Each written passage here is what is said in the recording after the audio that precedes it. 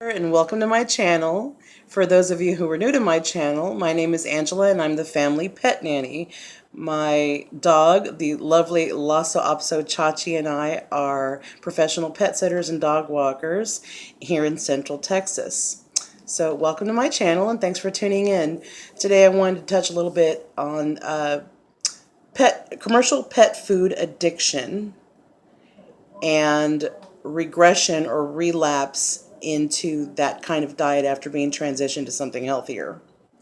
So, as Chachi and I are booked with pet sitting and dog walking solid from now until the end of June, I have to find ways to keep us healthy and keep us going to do our job right. You know, the dogs aren't going to walk themselves and feed themselves. So we have to stay healthy as we're on the go all the time. And one of the ways I do this is through our diet and staying hydrated.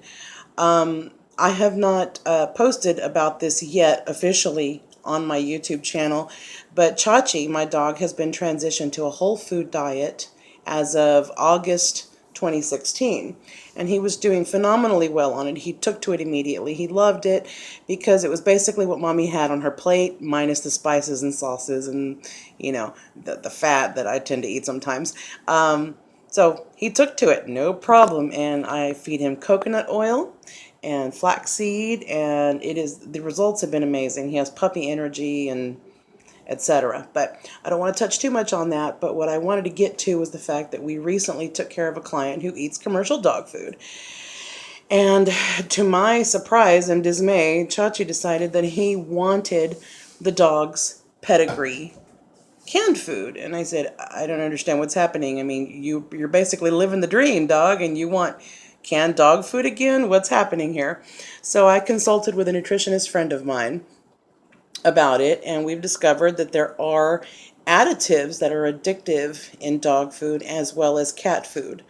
They add lots of chemical flavorings as well as additives such as salt to make it more palatable. That should be enough to give you pause. The fact that they have to add enough flavoring to make it palatable makes you wonder exactly what they're making your pet eat.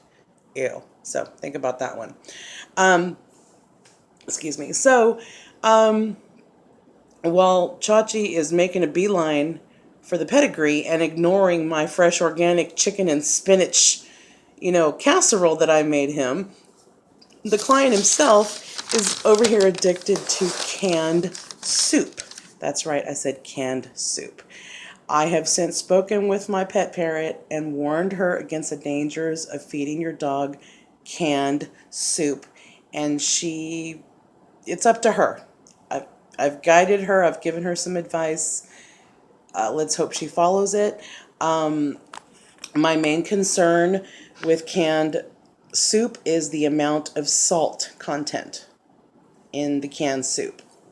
So if you look at something like, let's see, we've got Campbell's. Okay, Campbell's canned soup has anywhere from 700 to 900 milligrams of sodium in one serving. That's too much for a human of my size, and I'm considerable, much less a dog's little system. Whether they're a German Shepherd or a Lhasa, it's too much. So steer away from that, please. I would just say do not go anywhere near canned soup at all.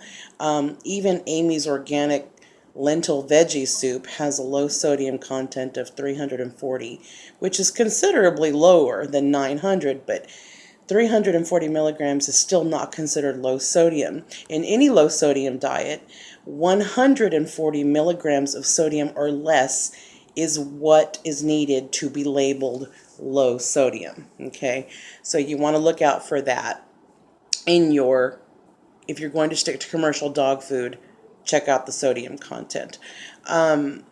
So my client's addicted to canned soup. And when we were taking care of him, it was all I could do to not feed him that. Because, of course, they beg and they're used to what mommy feeds them. And I could not in good conscience feed him that. So I did suggest to my client's pet parent that, hey, I can make him some fresh chicken and vegetable soup when I get there and I start taking care of this animal.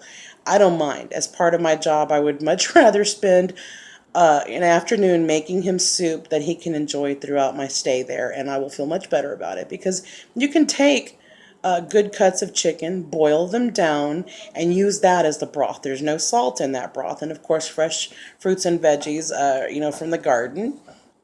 So, I mean, soup is not a bad thing. It's the sodium, it's the broth.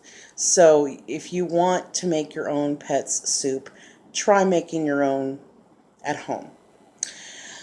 But I would say, soup is one of those things where it should just be steered clear of altogether, unless you're going to load it with no sodium broth and lots of veggies and good organic cuts of meat without the fat.